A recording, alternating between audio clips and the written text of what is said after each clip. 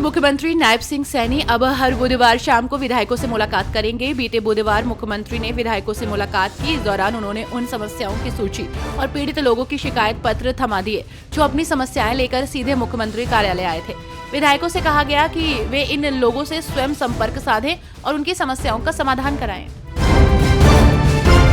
महाराष्ट्र में मुख्यमंत्री के नाम का महायुति में अब तक फैसला नहीं हो पाया है। इसको लेकर विपक्षी हमलावर है। इस कड़ी में शिवसेना यूबीटी के राज्यसभा सांसद संजय राउत की प्रतिक्रिया आई है। उन्होंने कहा कि उनके पास बहुमत है, वो बहुमत से बहुत करीब है। 7 दिन के बाद भी सीएम नहीं दे रहे हैं। ये हमारी जनता जानना चाहती है। महायुति के पास बहुमत है, वो किसी को भी सीएम बना सकते हैं।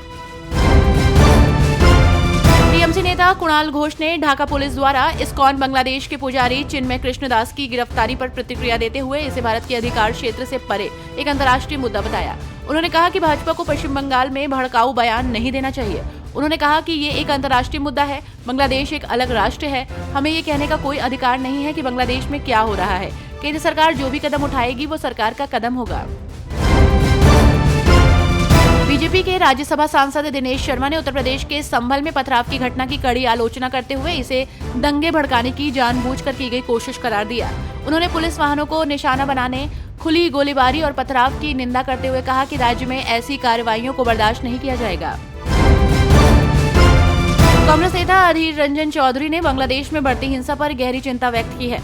इसे साझा सीमा के कारण भारत के लिए संभावित सुरक्षा प्रभाव वाला एक गंभीर मुद्दा बताया। उन्होंने कहा कि ये एक गंभीर और चिंताजनक मुद्दा है। अगर ये जारी रहा तो ये हमारे लिए सुरक्षा खतरा बन जाएगा, क्योंकि हम बांग्लादेश के साथ एक लंबी सीमा साझा करते हैं। जिस पुजारी को गिरफ्तार किया गया है, एक मुस्लिम वकील ने उसकी रिहाई के लिए याचिका दायर की है। उस मुस्लिम वकील की बेरहमी से हत्या कर दी गई। ये दर्शाता है कि हिंसा चरम स्तर पर पहुंच गई है। संयुक्त संसदीय समिति जेपीसी की बैठक में विपक्षी सांसदों के बहिर्गमन के बाद अध्यक्ष जगदम्बिका पाल ने कहा कि जो सदस्य अपनी बात सुनना चाहते हैं उन्हें बैठक का बहिष्कार नहीं करना चाहिए था। एएनआई से बात करते हुए पाल ने इस बात पर प्रकाश डाला कि उन्होंने सभी सदस्यों की राय और चिंताओं को संबोधित किया।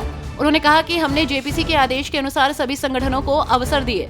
यदि विपक्षी सांसदों का मानना है कि अधिक लोगों की बात सुनने की जरूरत है, बैठक का बहिष्कार करना सही तरीका नहीं है।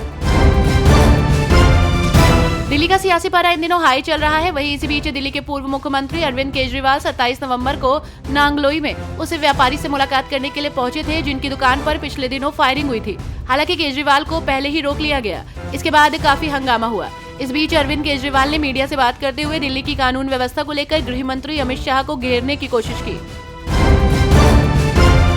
कांग्रेस नेता प्रियंका गांधी वाड्रा और रविंद्र वसंतराव चौहान आज लोकसभा में सांसद के रूप में शपथ लेंगे। वे हाल ही में हुए लोकसभा उपचुनावों में क्रमशः वायनाड और नांदेड़ से सदन के लिए चुने गए थे। संसद पहुंचने के बाद जब प्रियंका गांधी से पूछा गया कि पहली बार बतौर सांसद संसद भवन पहुंचकर उन्हें कैसा लग रहा है, तो इस पर प्रियंका गांधी ने मुस्कुराते हुए कहा कि मैं बहुत खुश हूँ। प्रियंका गांधी के साथ सोनिया गांधी और राहुल गांधी भी संसद भवन पहुंचे।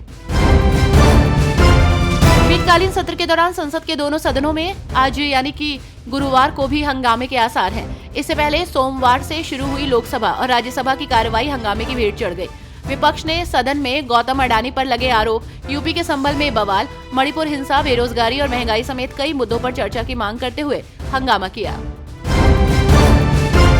झारखंड के मुख्यमंत्री के रूप में हेमंत सोरेन के शपथ ग्रहण समारोह से पहले भाजपा नेता प्रतुल शाहदेव ने एक केंद्रीय और विकासात्मक 5 साल के कार्यकाल की आशा व्यक्त करते हुए उन्हें हार्दिक बधाई दी। उन्होंने सोरेन के पिछले कार्यकाल को प्रभावित करने वाले भ्रष्टाचार और घोटालों के मुद्दों पर भी प्रकाश डाला। सीएम से आग्रह किया कि वे कार्यालय में अपना दूसरा कार्यकाल शुरू करते समय पिछली गलतियों से सीखें।